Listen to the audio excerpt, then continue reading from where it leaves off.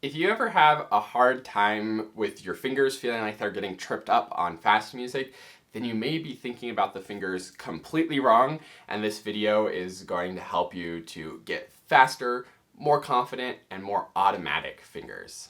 My name is Josh Gu, and I'm taking my years of experience learning, teaching, and performing, and sharing all of my best clarinet and music tips so you can get more out of your practice, and most importantly, have fun. You can learn more about all of my many resources at quickstartclarinet.com, and don't forget to subscribe to this channel and hit the bell to get notified when I post new videos. So I've been noticing something lately, particularly in my adult students, where there's some kind of issues with fingering and getting kind of tripped up with a fingering passage and always having this one little glitch that happens in many different contexts when it comes to the fingers. And you can probably relate to this where you're trying to play a fast passage and then something breaks down and it gets off and gets uneven and gets a little mushy, and then you start thinking, okay, why did that happen? Oh, I see, like this finger isn't moving the right way, and then you start really thinking about how you're moving your fingers. Or another thing that happens very frequently, again with adult learners, is kind of this thinking of the fingerings really hard, where you kind of see, okay, that's a C on the page, okay, this is how you finger a C, and then, okay, the next note's an E, and then that's how you finger an E, and to go from C to E, I have to lift my right pinky and my right ring finger, and then I can go from C to E, and really thinking very consciously and very deliberately through the finger motion.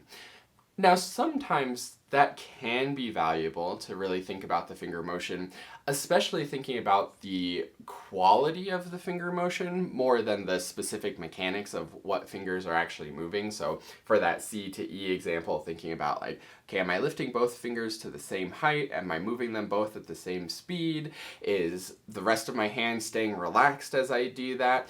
Those kinds of things can be very worthwhile to think about and very helpful.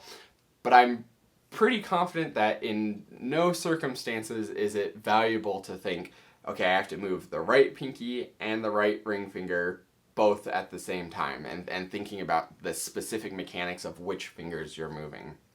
The reason for this is because finger motion and kind of body movement in general is a very subconscious task for the brain. So when we say consciously, okay, I have to move these two fingers, that is not how our body is used to moving. The conscious mind has the goal and the intention in mind, but not the actual mechanics of moving the body in mind.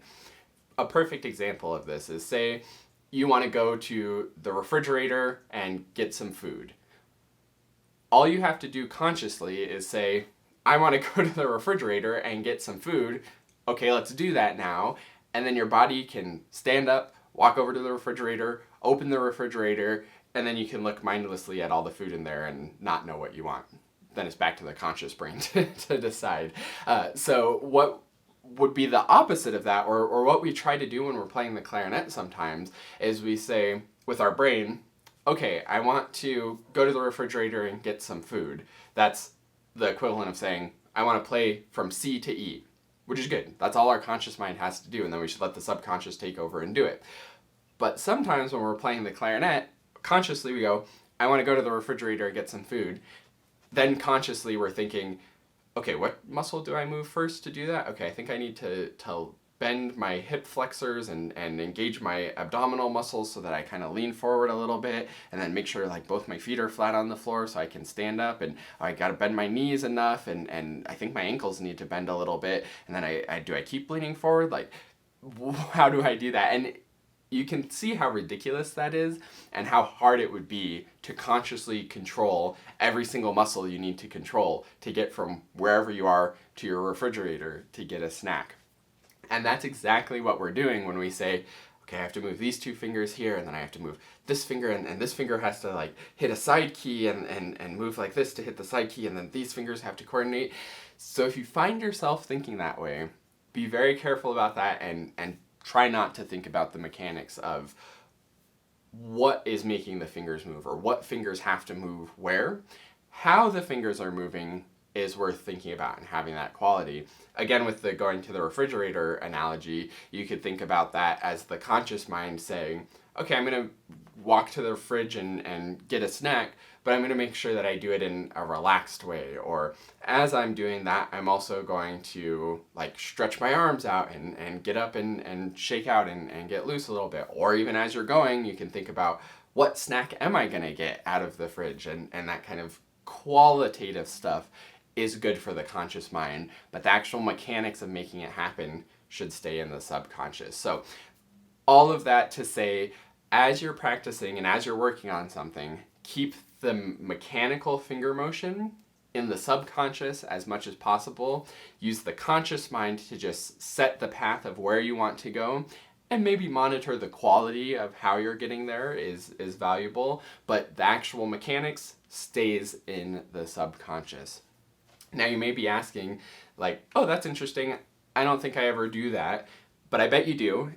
Where it comes up very often is when you're having something that kind of falls apart a little bit and you're trying to figure out why did that fall apart, and you're seeing like, oh, I'm crossing the break in this run, so I need to make sure that my fingers like stay close to the keys and make sure that I move all of the fingers like this, or oh, that A key, I have to like get up to the A key faster. That's where you'll start getting kind of bogged down in specific finger mechanics. And then the next question to this, or the next kind of idea that might be popping in your head is like, oh, okay, I can kind of see how focusing the conscious mind on where you want to go and then leaving the mechanics of how to get there to the subconscious, that's making pretty good sense. But how do you actually do that in practice? And my very favorite way to do this and to implement this idea is to focus more on the rhythm. So if you're focusing on notes and thinking about like, oh, I have to play from C to E, which means I move these two fingers, that's going to be way too slow and you aren't going to be able to process that. Instead, focus on the end goal, play C to E, and the timing of it. The timing of it is what keeps your conscious mind engaged on something kind of valuable and lets the subconscious take over the actual mechanics of making it happen. If your conscious mind says, I'm going to go from C to E right now, then the subconscious will take care of all of the coordination that you need to make that happen, because the conscious mind is so clear about like, I want to do this now. And that kind of cue to that will make the subconscious mind kind of figure out what it needs to do. Another way to approach this in a really tangible practice exercise for this is something that I call kind of the snappy fingers exercises, or maybe as a subtle variation on what I typically call the snappy fingers exercise. But what you do is play really, really, really slow, but move your fingers as fast as you can. So say that I'm playing a C major arpeggio with that C to E example, instead of just doing it kind of like, okay, C, E, G, C, kind of whenever I feel like it, or even worse, trying to go fast, but having the fingers be very mushy and being overly mechanical with the fingers, where you're like, okay, C, G, C, and it gets really, really anxious. And even in that, I actually lifted my left ring finger when I wasn't supposed to, because I was overly mechanically thinking about it. So instead of that, you go really, really slow and give the brain tons of time to think about where it's going, but then be very snappy about when you trigger that with the fingers. So you could do this with the metronome, setting it on a very slow tempo, or even holding like a half note for each note, even if it's written in 16th notes, going at a slow tempo, holding it in half notes and doing the ya dum. I'm not singing the right notes for an arpeggio, but you get the idea of very snappy bum. So you have that nice snap to it, so that your brain has plenty of time to think about where you're going consciously, and the conscious mind is like, this is the goal, this is the goal, this is the goal now. And then the subconscious mind takes care of what needs to happen and what needs to coordinate, and then executes it immediately. And that focus on timing and focus on rhythm will keep your conscious mind engaged without getting bogged down in the mechanics of it, because once the conscious mind starts sending mechanic information of lift this finger, go here with the fingers, you're going to be way, way, way too slow. Hopefully all that makes sense. Let me know if you have any questions in the comments down below. Thanks so much for watching this video, and I look forward to seeing you in another one. And last but not least, a huge heartfelt thank you to the Dennersons.